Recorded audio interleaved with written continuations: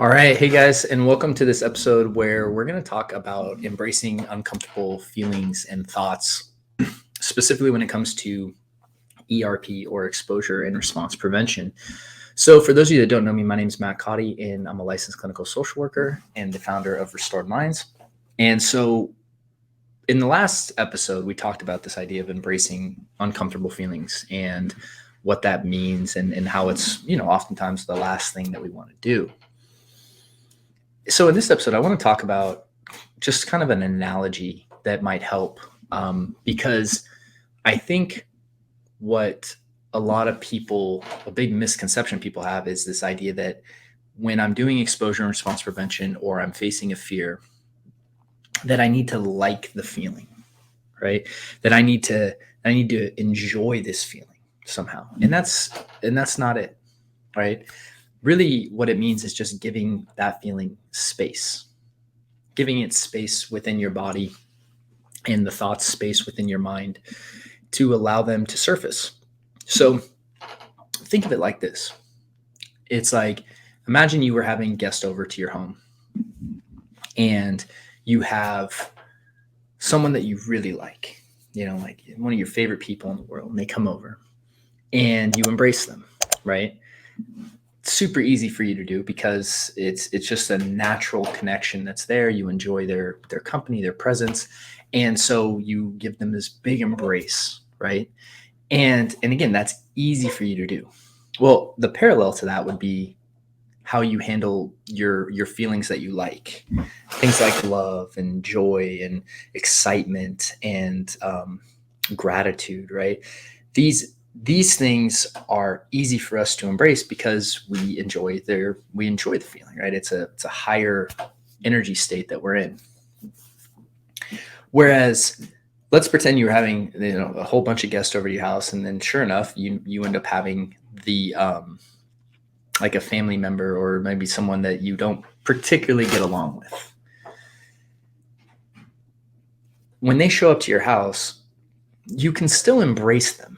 Sure, it's not going to be with the same maybe compassion that it was with the people that you really like, but you can still embrace them and welcome them, right? You don't have to push them away and kick them out of your house because you don't particularly enjoy their presence. This is the same principle when it comes to our uncomfortable feelings.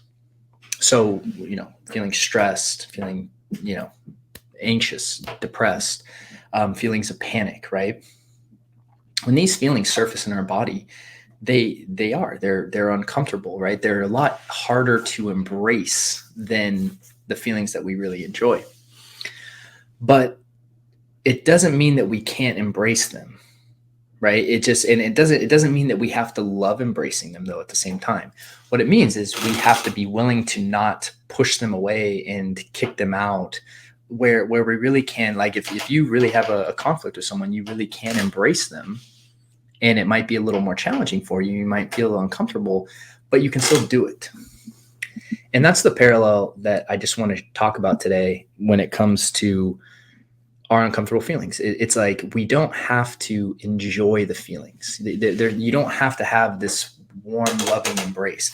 Now, the more you can get like that with your uncomfortable feelings, the better you will be. And this is not anything that I'm going to say that I've mastered by any means. I want to be very clear on that, right?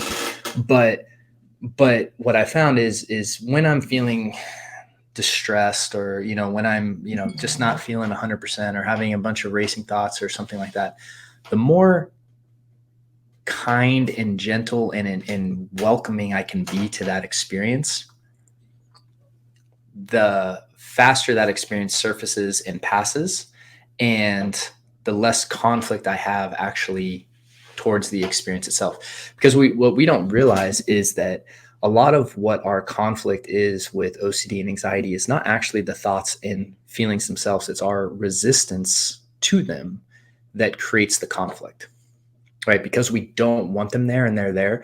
That's actually what creates the conflict. We think that the presence of them is what creates the conflict, but actually it's our resistance to their presence that does. It's very, very important distinction there.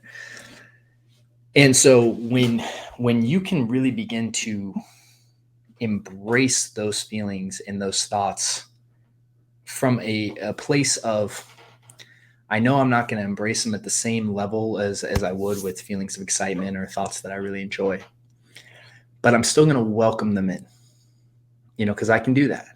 I can do that. I have that choice.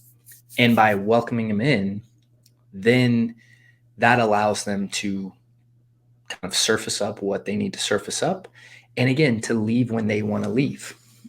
And if you do that, you'll have a way less conflictual relationship with yourself and with just kind of the experience as a whole.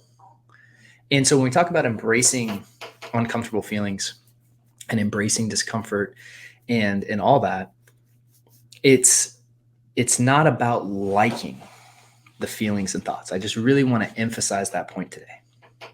Because I think when we hear the word embrace, we immediately go, I need to enjoy this, I need to like this, and I can't, so I can't embrace them. Start with an embrace. Just start with an embrace that, that like if you really have a conflict with someone, you can start by just giving them space to come in. And you can actually give them a hug even if you don't feel like it. And the more and more you practice that, the more that resistance will lift. Okay. But it starts with little steps. At first, it might just mean embracing the thoughts, meaning just giving them space. And that might be all you can do, but that's still better than resisting and trying to kick them out of your house. And again, the metaphor here, right, is your body, right, in your house, right? And so, just kind of making sure we're clear on that. So that's the idea, and that's the real main teaching point of this episode today is just when we talk about embracing uncomfortable feelings, especially with ERP, it doesn't mean that you have to love them or like them. At first, it's just about giving them space. And the more and more you do that, you can actually get to a point where you can actually see the feelings as potentially good things, like good opportunities for you to heal, right? And that will come with time. And don't try to make it that, though, when it's not. Start with just space, start with a simple embrace, and that will essentially start to change your relationship with your thoughts and feelings. So hope that helps. And again, please visit us over at Restored Minds and check out some of our resources for you on this journey if you're struggling. And with that said, I hope you guys have a wonderful week, and I look forward to seeing you on the next episode. Take care. Thank you so much for watching that video. And so if you're struggling with OCD and anxiety, I just wanted to let you know that we have a free training for you over at Restored Minds where you can start learning how to use our AAA response to really break out of that loop and ultimately take back control of your life. And all you need to do to access is just click the little link below and you'll be taken to a page where you can register today. Thank you so much.